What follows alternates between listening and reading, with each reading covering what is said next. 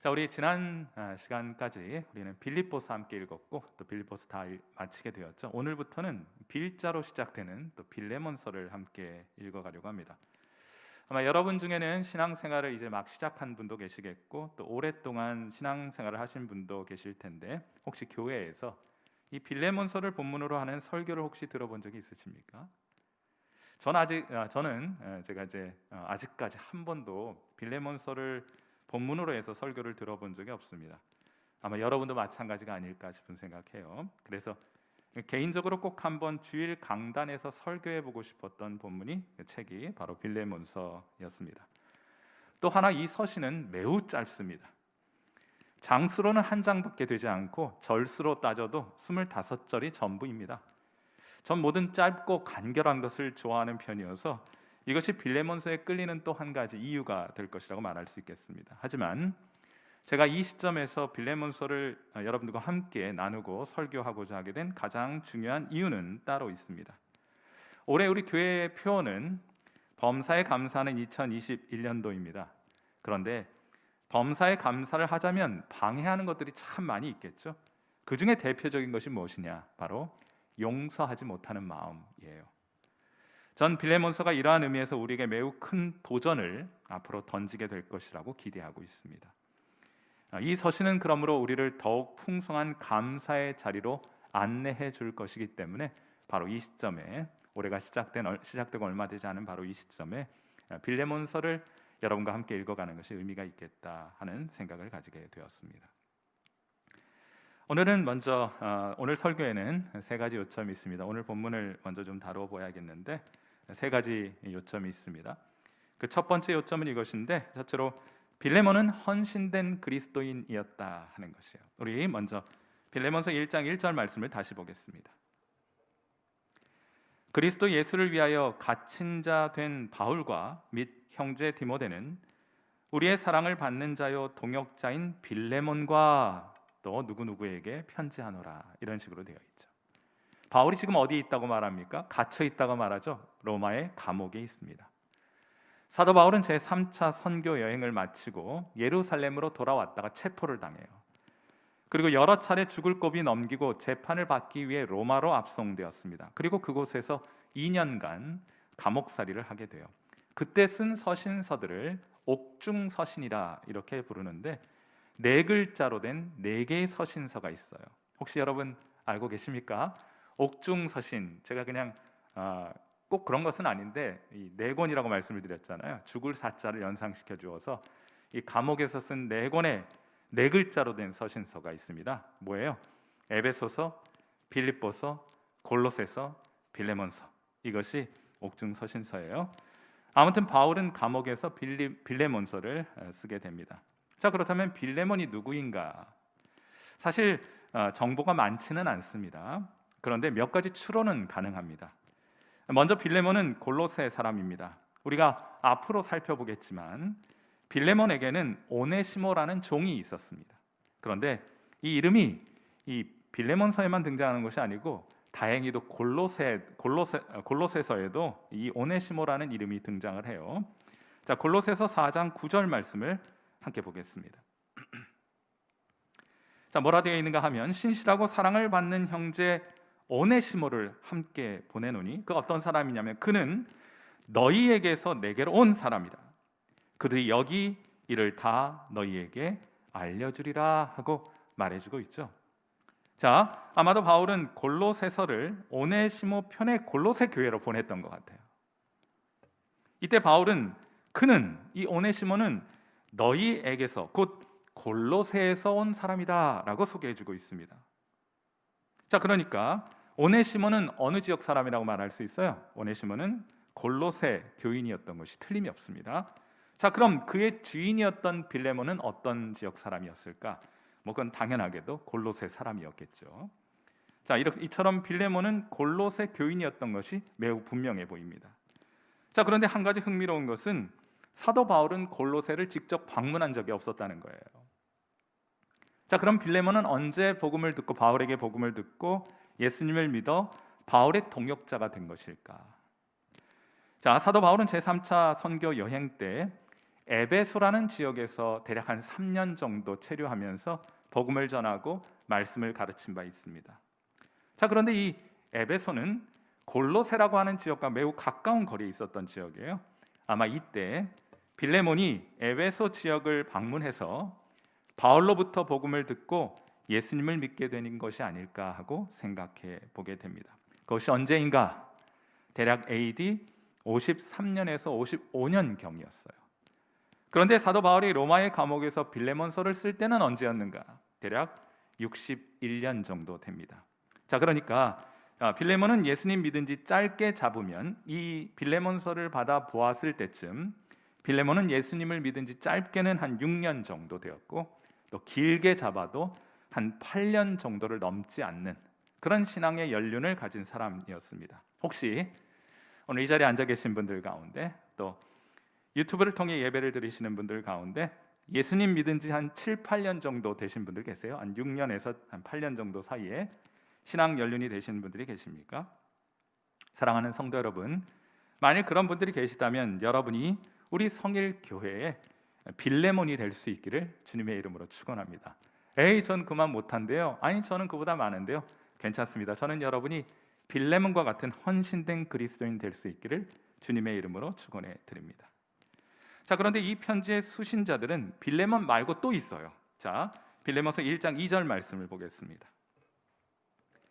뭐라고 되어 있습니까? 자매 아비아와 우리와 함께 병사된 아키뽀와 내 집에 있는 교회에 편지한다, 이렇게 되어 있죠. 자, 그러니까 이 빌레몬서는 빌레몬에게 보내면서 또한 누가 함께 이 편지를 보기를 바라는 겁니까? 자매 아비아와 또 형제 아키뽀가 이 편지를 함께 읽기를 바라고 있는 것으로 보여요. 이 학자들은 이 아비아와 아키뽀가 누구인가? 아마도 빌레몬의 아내와 아들이 아니었겠느냐, 이렇게 생각한다고요. 물론 아닐 수도 있을 것입니다. 정확한 정보는 알 수는 없지만은 아닐 수도 있겠지만, 하지만 그럴 가능성이 매우 높아요. 왜냐하면 그렇지 않고야 빌레몬 개인에게 보내는 편지에 이들을 언급할 이유가 어디에 있겠습니까? 만일 그렇다면 빌레몬은 예수님 믿고 예수 믿는 귀한 가정을 이룬 사람이었어요. 예수님 믿고 아내도 전도하고 아들도 전도해서 예수님 믿고 함께 일꾼으로 세워져가는 그런 귀한 가정을 이루게 된 사람이었습니다. 참 아름답지 않습니까? 우리도 이런 가정 이루어야 하지 않겠습니까? 좀 가지지 못했으면 어떻고 좀 못 배웠으면 어떻겠습니까? 온 가족이 주님 믿고 저 영원한 천성을 향한 소망 함께 품고 서로 격려하면서 행복하게 이 땅 살아가는 것보다 더 복되고 아름다운 일이 이 땅에서 어디 있겠습니까? 사랑하는 귀한 성도 여러분, 저는 여러분의 가족 가운데 어떤 일원이 여러분의 남편이거나 아내이거나 혹은 여러분의 부모이거나 여러분의 자녀이거나 아직도 예수님 믿지 못한 채 살아가는 분들이 있다는 것을 잘 알고 있습니다. 오늘 우리가 빌레몬서를 함께 읽으면서 이 빌레몬이, 우리가 다 자세한 과정은 설명할 수 없지만, 자세한 과정은 추적해 볼 수 없지만 예수 믿고 믿음의 가정을 이루었다는 사실을 기억하게 될 때 이것이 우리 가정의 기도의 제목이 될 수 있기를 주님의 이름으로 축원하고, 부디 여러분의 사랑하는 가족들 모두가 예수님 믿어 저 천국을 소망하며 살아갈 수 있게 되는 그런 귀한 은혜가 있게 되기를 주님의 이름으로 축원해 드립니다. 자, 한 가지 더 빌레몬에 대해 언급하고 싶은 것은, 빌레몬은 아까 종이 있다고 말씀을 드렸잖아요. 종을 집에서 부릴 정도로 매우 부유한 사람이어서 부자였다는 말이에요. 그런데 그가 예수님 믿고 변화되었습니다.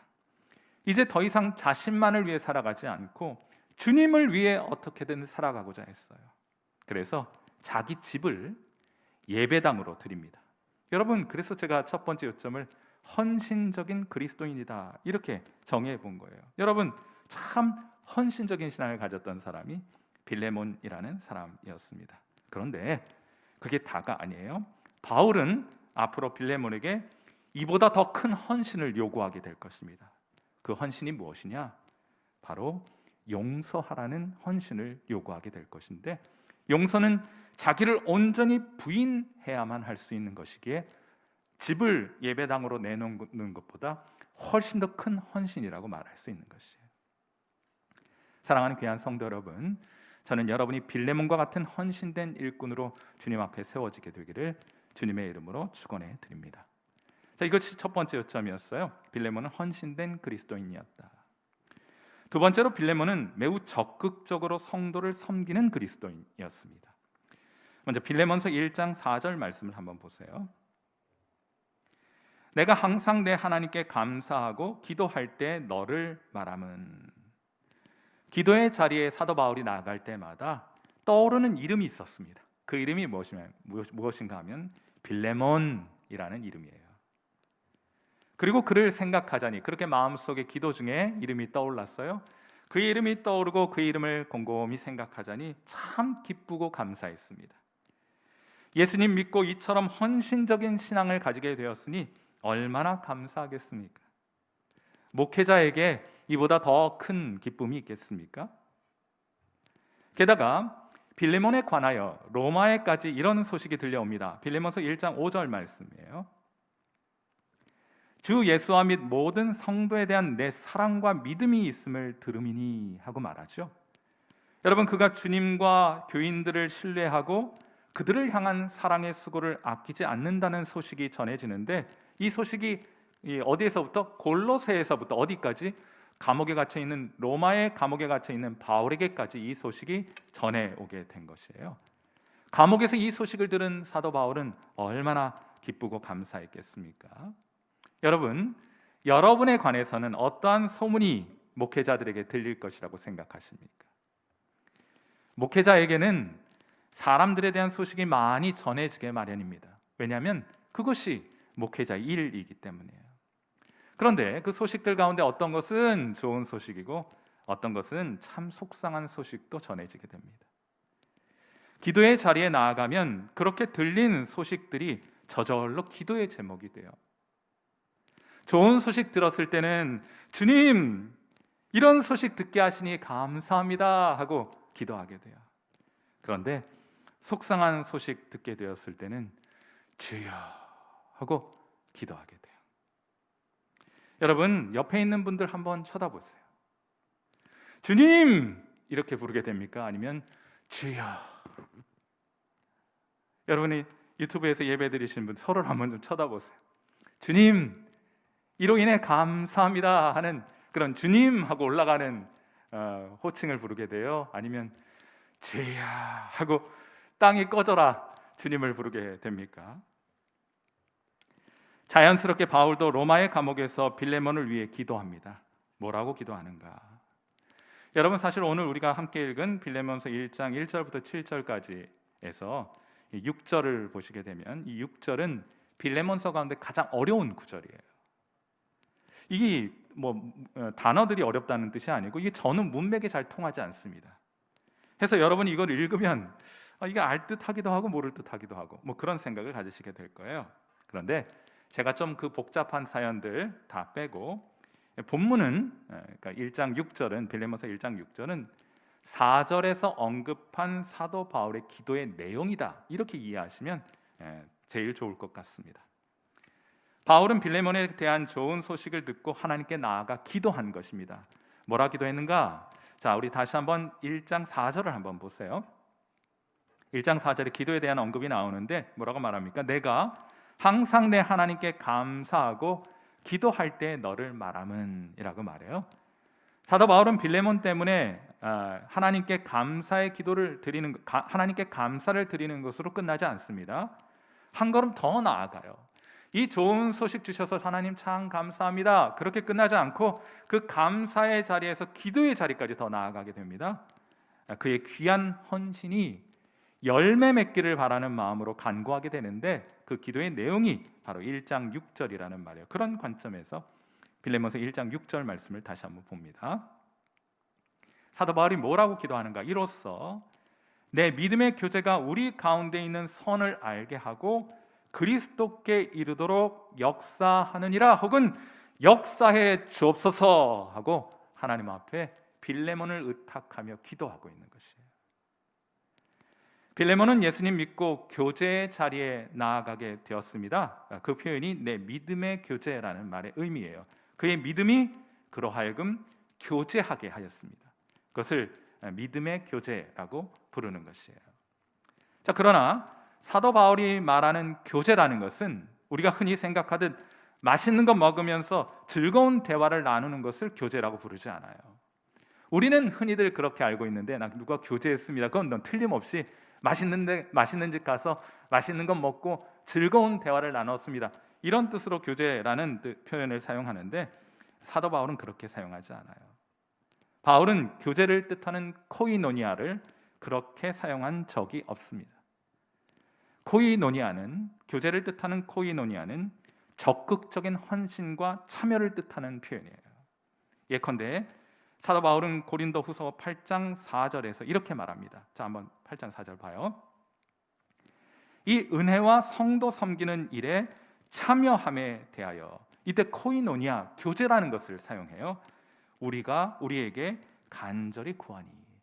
여기서 참여함이라는 것은 성도를 섬기는 일에 있어서 일정 부분을 떠안는 것을 의미하는 것입니다. 여러분, 교제는 노는 것이 아닙니다. 교제는 섬기는 것이고 일하는 것이고 책임을 지는 것이고 부담을 떠안는 것이에요. 교회 안에서 이루어지는 교제란 바로 그런 의미입니다. 서로를 위해 헌신하고 이를 위한 부담을 떠안는 것이 교제입니다.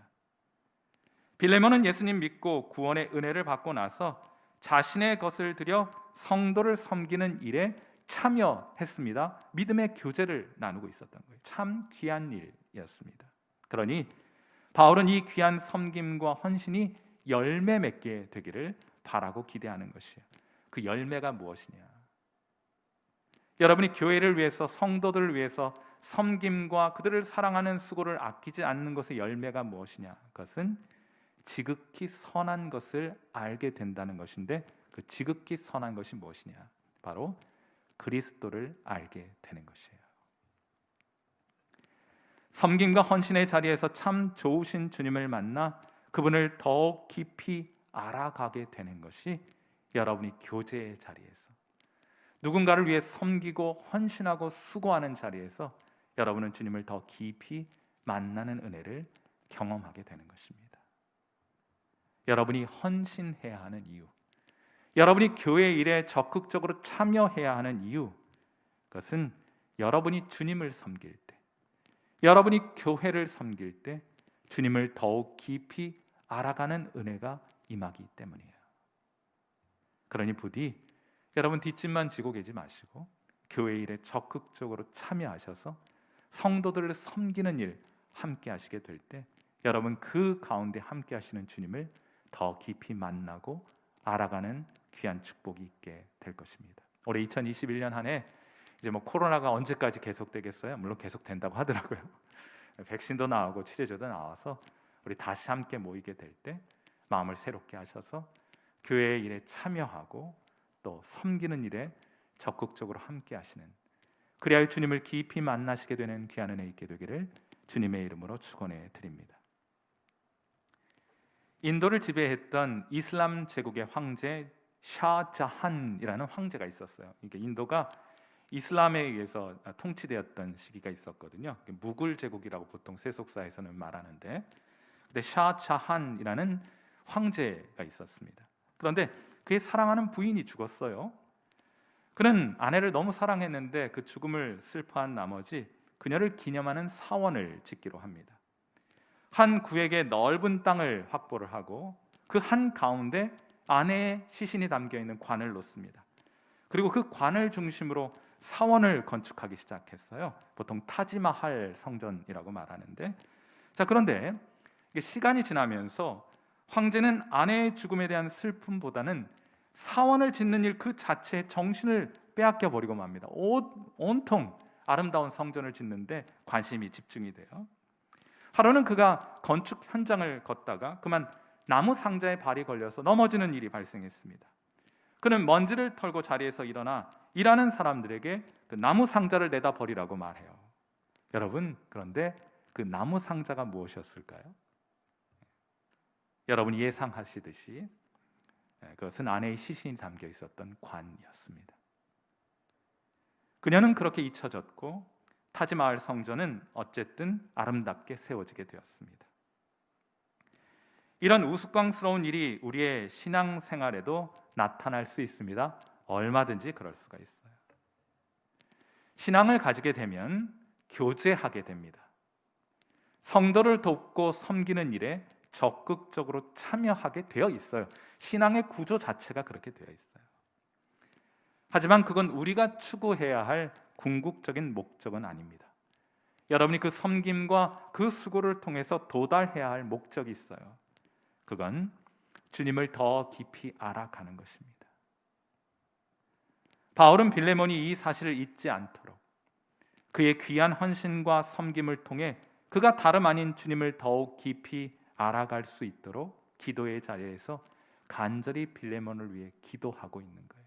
주님, 빌레몬이 귀한 헌신을 드려 주님을 섬기며 주의 몸된 교회를 섬기나이다. 빌레몬이 이 일을 통해 주님을 더 깊이 알아가도록 그의 삶을, 그의 사역을 축복해 주옵소서. 사랑하는 귀한 성도 여러분, 여러분도 성도 간의 귀한 교제를 통하여 성도를 돕고 섬기는 아름다운 일들을 통해 주님을 깊이 만나시는 귀한 은혜가 어떤 해보다도 2021년도 여러분의 삶과 사역의 풍성이 경험되는 은혜가 있게 되기를 주님의 이름으로 축원해 드립니다.